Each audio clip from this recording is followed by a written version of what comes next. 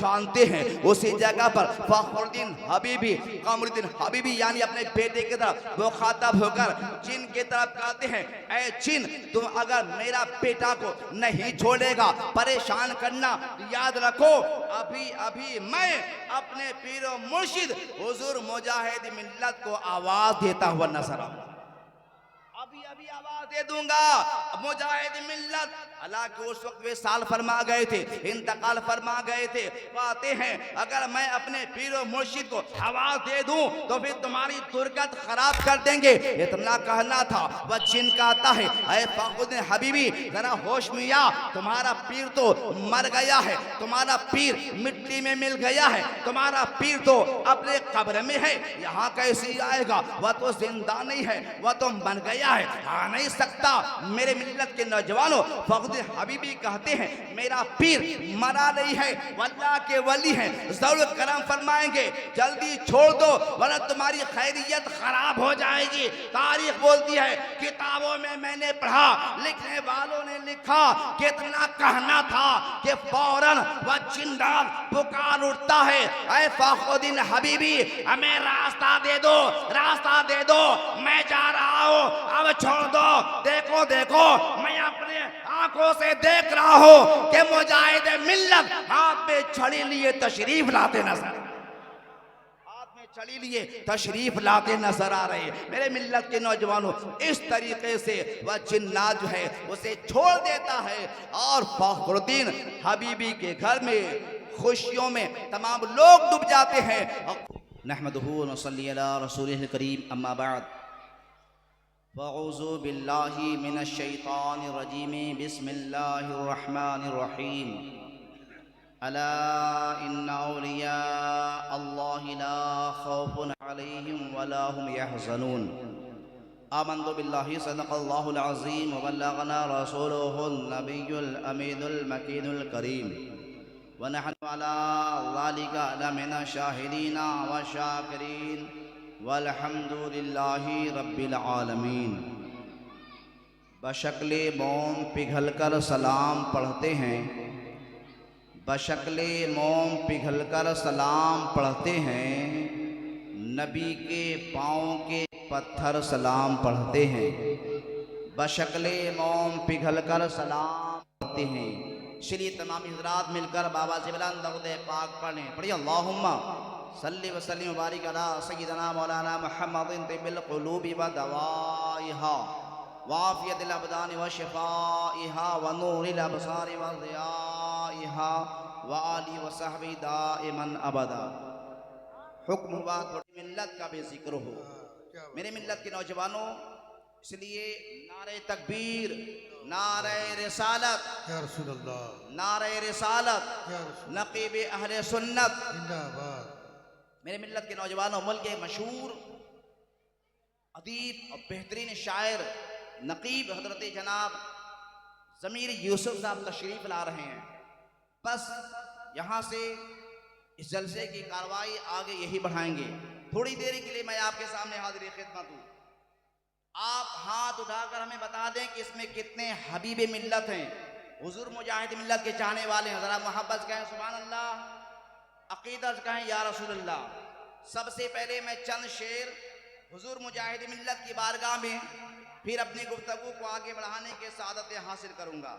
अक़ीदत से सुने, डर नहीं लगता मुझे अब, डर नहीं लगता मुझे अब तीर से तलवार से। जरा प्यार से बोले, मोहब्बत से बोले।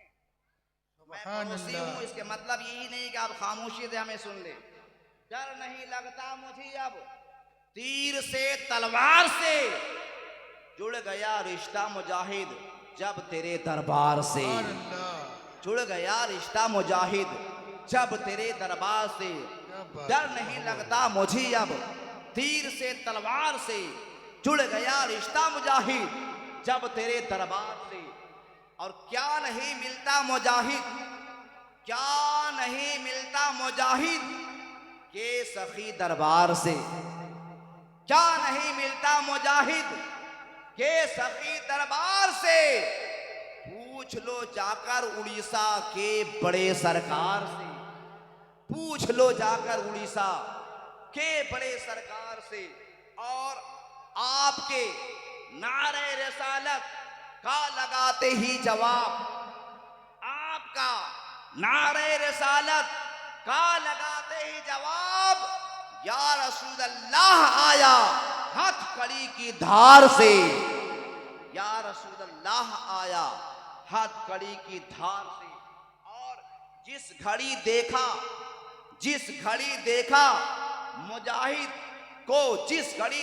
मुजाहिद को नमाज इश्क में, जिस घड़ी देखा मुजाहिद को नमाज इश्क में, रेलगाड़ी लग गई थी उस घड़ी दीवार से, रेलगाड़ी लग गई थी उस घड़ी दीवार से। और तमाम हबीबियों की जानिब से एक खूबसूरत शेर सुने।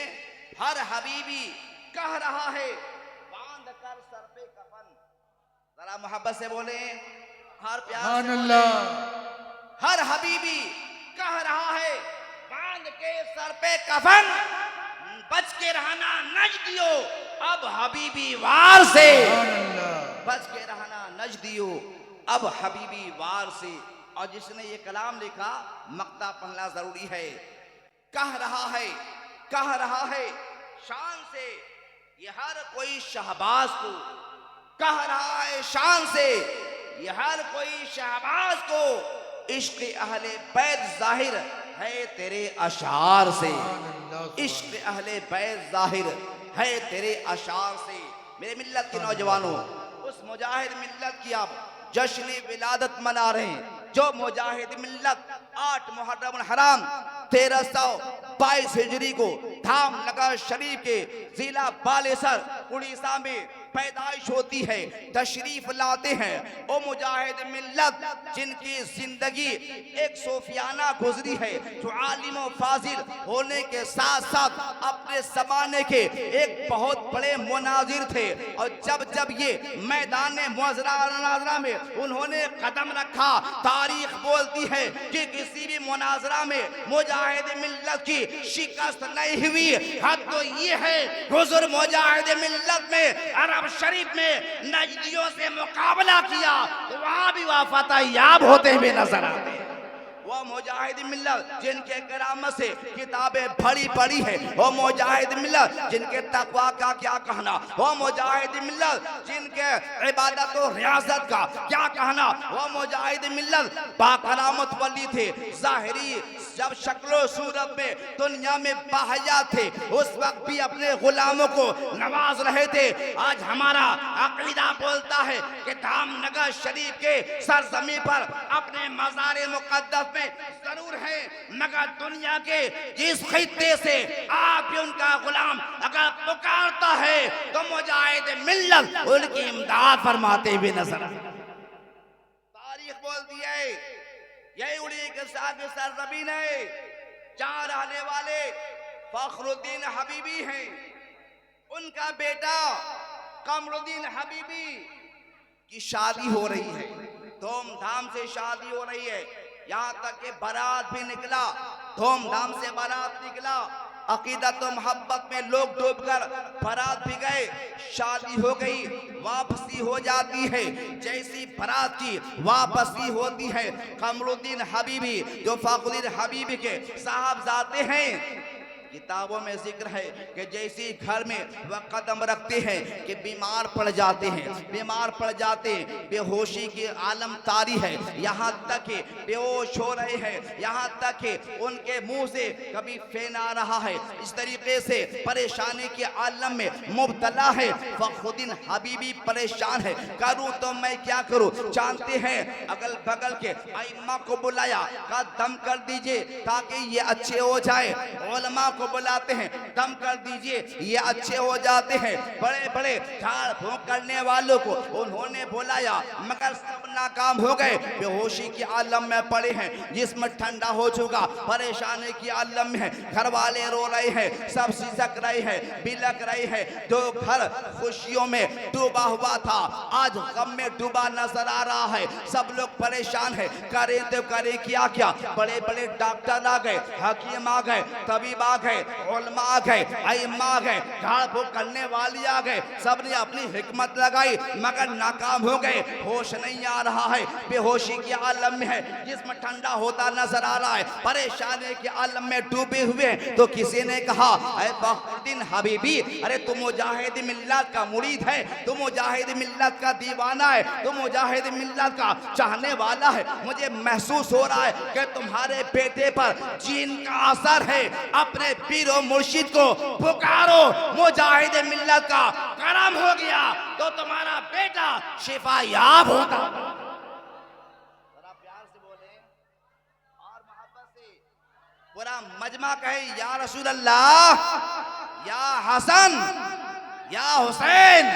तो किसी ने कहा, ऐ फखरुद्दीन हबीबी, अपने पीर को याद कर लो, मुजाहिद मिल्लत को याद कर लो, करम हो गया तो तुम्हारा बेड़ा पार हो जाएगा। जानते हैं उसी जगह पर फखरुद्दीन हबीबी, कमरुद्दीन हबीबी यानी अपने बेटे की तरफ वो खातब होकर जिन की तरफ कहते हैं, ऐ जिन, तुम अगर मेरा बेटा को नहीं छोड़ेगा, परेशान करना, याद रखो अभी अभी मैं अपने पीर और मुर्शिद हुजूर मुजाहिद मिल्लत को आवाज देता हुआ नजर अभी अभी आवाज दे दूंगा।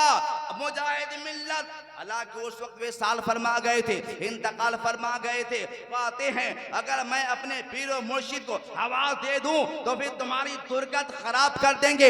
इतना कहना था। वह जिन कहता है, ऐ फखरुद्दीन हबीबी, जरा होश में आ, तुम्हारा पीर तो मर गया है, तुम्हारा पीर मिट्टी में मिल गया है, तुम्हारा पीर तो अपने कब्र में है, यहाँ कैसे आएगा? वह तो जिंदा नहीं है, वह तो मर गया है, आ नहीं सकता। मेरे मिल्लत के नौजवानों, फखरुद्दीन हबीबी कहते हैं, मेरा पीर मरा नहीं है, अल्लाह के वली हैं, जरूर करम फरमाएंगे, जल्दी छोड़ दो वरना तुम्हारी खैरियत खराब हो जाएगी। तारीख बोलती है, किताबों में मैंने पढ़ा, लिखने वालों ने लिखा, कितना कहना था कि फौरन वह जिंदाल पुकार उठता है, ऐ फखरुद्दीन हबीबी, हमें रास्ता दे दो, रास्ता दे दो, मैं जा रहा हूँ, अब छोड़ दो। देखो देखो, मैं अपने आंखों से देख रहा हूँ कि मुजाहिद मिल्लत हाथ में छड़ी लिए तशरीफ लाते नजर छड़ी लिए तशरीफ लाते नजर आ रहे हैं। मेरे मिल्लत के नौजवानों, इस तरीके से वह जिन्नात जो है उसे छोड़ देता है और फखरुद्दीन हबीबी के घर में खुशियों में तमाम लोग डूब जाते हैं और कमरुद्दीन हबीबी अपने आप को सेहतयाब हो जाता है। आखिरी बात बताकर गुफ्तगू खत्म कर दूं, वह बाकरामत वली थे हुजूर मुजाहिद मिल्लत, यही जनाब अब्दुल खालिक साहब केंद्रापाड़ा वाले हैं जो उड़ीसा में एक जगह है। वो कहते हैं कि हमारी माँ के जिस्म में आलू नुमा बड़ा बड़ा जख्म हो गया था, पूरा जिस्म जख्मों से बिल्कुल ढक गया था, जिसके वजह का बड़े बड़े डॉक्टरों से इलाज कराया, इलाज ना हो सका, सेहत याब ना हो सकी, जिसके बुनियाद पर हमारे बाबा भी हमारी माँ से नफरत करने लगे, घिन करने लगे, परेशानी के आलम में हो। आखिर मेरी माँ कैसी अच्छी होगी जिसमें से ये बड़ा बड़ा जो जख्म आलू नुमा निकला हुआ है, ये कैसी अच्छा होगा। बड़े बड़े डॉक्टरों से दिखाया मगर काम ना हो सका। आखिर मैं करूं तो क्या करूं। मेरे मिल्लत के नौजवानों, उसी अय्याम में हुजूर मुजाहिद मिल्लत को केंद्रापाड़ा में आना हुआ। जैसी बातें हैं ये अब्दुल खालिक, हम जाते हैं दौड़े हुए, कहते हुजूर मुजाहिद मिल्लत, हमारे माँ के जिस्म आलू नुमा बहुत बड़ा बड़ा फोड़ा हो चुका है, इलाज कराया मगर काम ना हो सका, जिसके बुनियाद पर हमारे वालिद भी हमारी माँ से नफरत करने लगे हैं। मुजाहिद मिल्लत ने कहा कि जाओ गिलास में पानी ले आओ, और फिर उन्हें दम किया, कहा जाओ इसको पानी में मिलाकर अपनी माँ को नहाने को कह देना, इंशाअल्लाह तुम्हारी माँ सेहतयाब हो जाएगी। तारीख बोलती दीवानों, मैंने किताबों में पढ़ा, जब वह मुजाहिद मिल्लत ने पानी पढ़कर दिया, अब्दुल खालिक साहब जब पानी लेकर आए, पानी में मिलाकर कहा कि माँ आप इस पानी से नहा लीजिए। मेरे मिल्लत के नौजवानों, तारीख बोलती है जैसे जैसे माँ उस पानी को जिस्म पर ढालती है कि वह आलूनुमा जो जख्म था कट कट कर जिसमें से गिरता है तमाम जख्म खत्म हो गया। अब्दुल खालिक कहते हैं कि मेरी माँ पहले से भी ज्यादा अब खूबसूरत नजर आ रही है।